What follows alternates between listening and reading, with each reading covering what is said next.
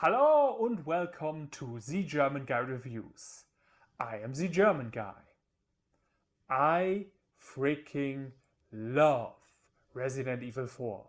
My original copy for the PS2 doesn't work anymore because I played it that much. That should tell you how fanatic I am about this game. Thankfully, they relaunched the title again, like 6 million times. But what can I say? It isn't unjustified. Resident Evil 4 is considered one of the best in the series and greatest games ever made. And when they announced there would be a remake, I jizzed in my pants a little. And with the remake just around the corner, that is in 2 years in 2022, I have compiled a couple of things I want to see in the remake. Because just before release there are going to be a million of videos like these, so I want to be the first. Now, of course, there are probably millions of people out there who have very similar ideas like mine, but you never know. So, here are 5 things I want to see in the Resident Evil 4 remake. Resident Evil 4.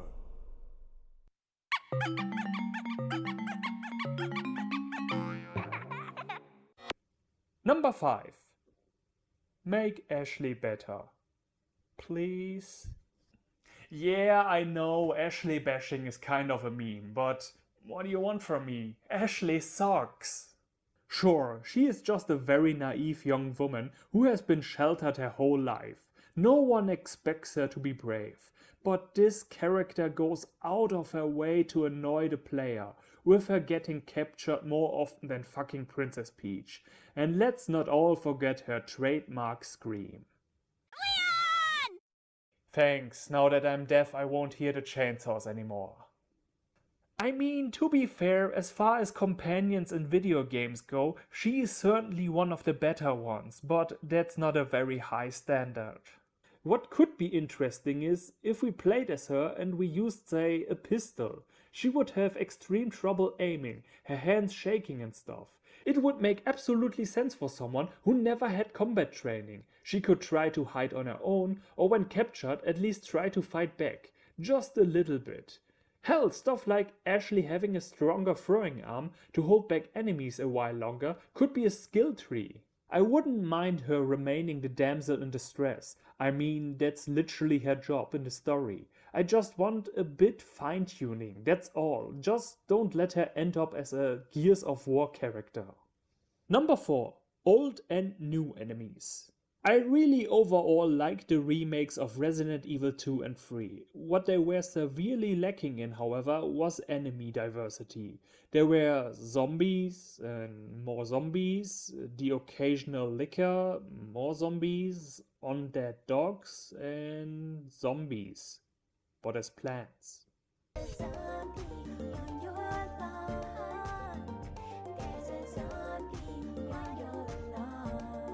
Resident Evil 3 was a bit more creative, but once again the different enemy types could be counted on one hand.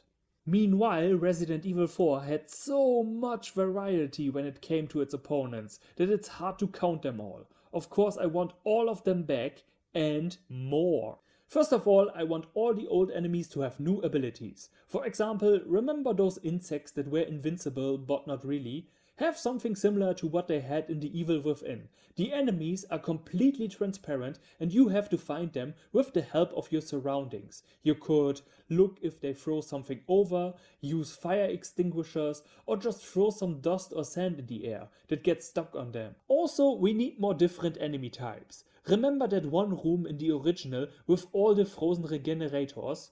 Imagine if all of them were actual enemies in the game.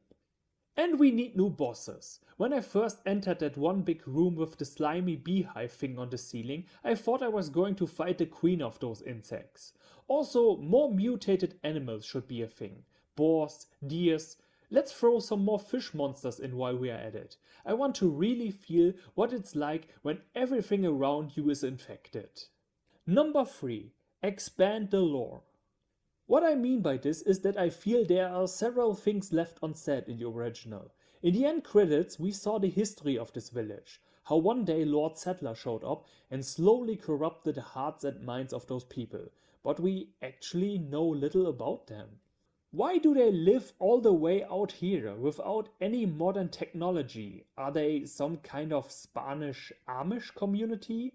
How do they fall for Sadler's lies? I mean, we do find some documents in the game telling us that historically the Los Iluminados were hated and hunted down by the former Castellan, so they should not have trusted him so easily in the first place. Speaking of which, what are the exact beliefs of the Los Iluminados? We know they somehow worship the Las Plagas, but how and why?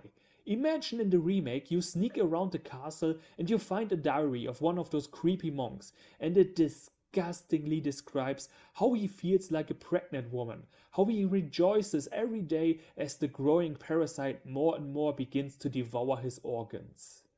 Finally, the children of the villagers. There doesn't actually have to be much change made here.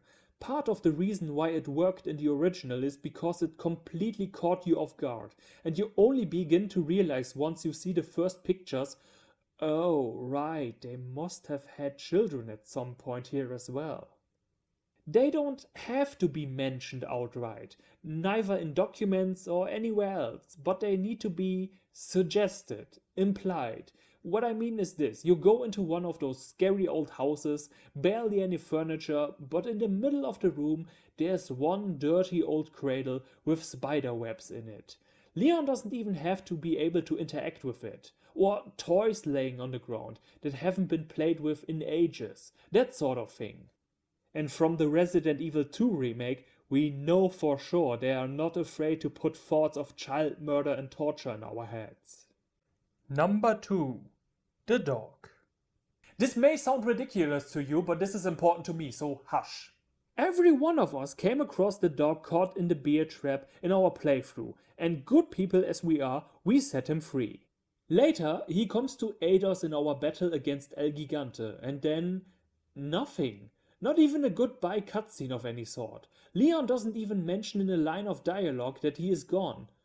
Where's my dog?